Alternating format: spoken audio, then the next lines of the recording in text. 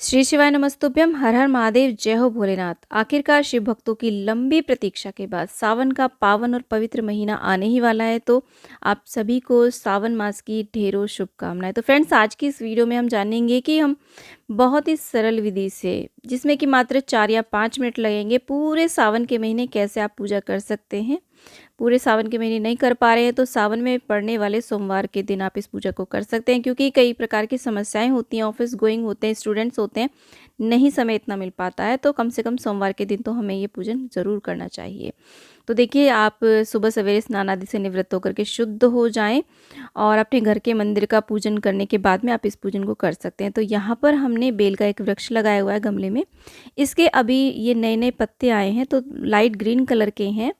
तो आप भी ऐसा पौधा नर्सरी से ला करके गमले में लगा सकते हैं, और मिट्टी का गमला रहता है तो बहुत ही अच्छा रहता है, क्योंकि ये पोरस होता है, इसमें से जो थोड़ा सा एक्सेस वाटर होता है वो भी निकलता है, और जो एयर है उसका भी सर्कुलेशन बना रहता है। तो अच्छे से साफ़ सफाई कर ले गमले की, और चाहे तो रंग भी सकते हैं गेरू से, तो बहुत ही शुभ रहता है। इस प्रकार से बेल वृक्ष के नीचे भी आप इस पूजन को कर सकते हैं, या फिर आप एक खाली मिट्टी का गमला ले लें, उसे मिट्टी से भर लें, उसके अंदर भी आप इसी प्रकार से शिवलिंग को बना करके पूजन कर सकते हैं। तो उसी गमले की हम मिट्टी लेते हैं, उसी में से मिट्टी लेकर के हम शिवलिंग बनाएंगे। इस तरीके की देखिए हम पिंडी बनाएंगे, और बहुत अच्छे से दबा करके पिंडी बनाएं, ताकि अभिषेक करते समय ये खंडित ना हो। शिवलिंग को हम बेल वृक्ष के नीचे स्थापित कर देंगे, इस तरीके से छोटा सा गड्ढा सा करके स्थापित कर देंगे अच्छी प्रकार से। तो ये हमारे शिवलिंग हो गए हैं। देखिए, अक्सर घरों में शिवलिंग नहीं होते हैं, तो आप ऐसे कर सकते हैं। अगर आप शिवालय नहीं जा पा रहे हैं डेली के डेली, तो आप डेली इस प्रकार से शिव जी के अभिषेक का पुण्य लाभ प्राप्त कर सकते हैं। बहुत ही सरल विधि है, डेली आप बहुत इजीली कर लेंगे। साथ में बेल वृक्ष का भी पूजन हो जाएगा। तो यहाँ पर देखिए, बेल वृक्ष को सींच देंगे हम जल गंगा जल से, और उसके बाद में हम शिवलिंग का अभिषेक करेंगे। ओम नमः शिवाय का हम जाप करते रहेंगे।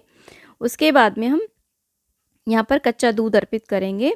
पौधे के अंदर हम पूजा कर रहे हैं, तो बहुत ही कम, बहुत ही 2-4 बूंद हम इस तरीके से कच्चा दूध अर्पित करेंगे, नहीं तो पौधा हमारा खराब हो सकता है। उसके बाद में हम फिर से शुद्धोदक स्नान करा देंगे, फिर से अभिषेक करा देंगे, और इसके बाद में हम टीका करेंगे, बेल वृक्ष का टीका करेंगे, और शिवलिंग पर हम त्रिपुंड बनाएंगे। तो बहुत ही सरल ये विधि है। देखिए, वैसे तो सावन के महीने में हमें शिवालय ज़रूर जाना चाहिए, पूरे महीने जाना चाहिए। पूरे महीने नहीं जा पा रहे हैं तो कम से कम सोमवार के दिन, सावन में पड़ने वाले सोमवार के दिनों में तो हमें शिवालय ज़रूर जाना चाहिए। और इस प्रकार से भी आप घर पे सरल विधि से पूजन कर सकते हैं। तो यहाँ पर देखिए, हमने वस्त्र रूपी छोटी सी मौली कलावा अर्पित कर दिया है, त्रिपुंड बना दिया, अक्षत अर्पित कर दिए हैं। तो इसके बाद में हम बेलपत्र अर्पित करेंगे। ऐसे बेलपत्र लेंगे, उसकी डांठल जरूर तोड़ लें। उसके बाद में ऐसे हम तीनों पत्रों के ऊपर चंदन लगा करके चिकनी साइड से हम शिवलिंग पर अर्पित कर देंगे। 1, 3, 5, 7 जितनी चाहे उतनी अर्पित कर सकते हैं। छोटा सा गमला इसलिए हम एक ही अर्पित कर रहे हैं। सफ़ेद मदार का जो पुष्प होता है वो हज़ारों पुष्पों के बराबर होता है, तो ऐसे हम मदार का एक पुष्प अर्पित कर देंगे। आप कनेर का पुष्प भी अर्पित कर सकते हैं, जो भी फूल आपको मिल जाए वो आप अर्पित कर सकते हैं। शिव की जितनी भी प्रिय वस्तुएं होती हैं, भांग धतूरा आदि भी आप अर्पित कर सकते हैं, जो भी आपको मिल पाए। और इसके बाद में भोग लगा देंगे हम। कोई भी ऋतु फल हो उसका भोग लगाएं, कुछ भी नहीं है तो आप चीनी मिश्री का भी भोग लगा सकते हैं। तो थोड़ा सा ही मीठा आप डालें, नहीं तो चींटी आदि लग सकते हैं गमले में। अगर ज़्यादा आप अर्पित करना चाहते हैं तो साइड में प्लेट में रख सकते हैं। और यहाँ पर एक दिया हम देसी घी का प्रज्वलित कर लेंगे। ये दिया हमें पूजा में स्टार्टिंग में प्रज्वलित कर लेना चाहिए।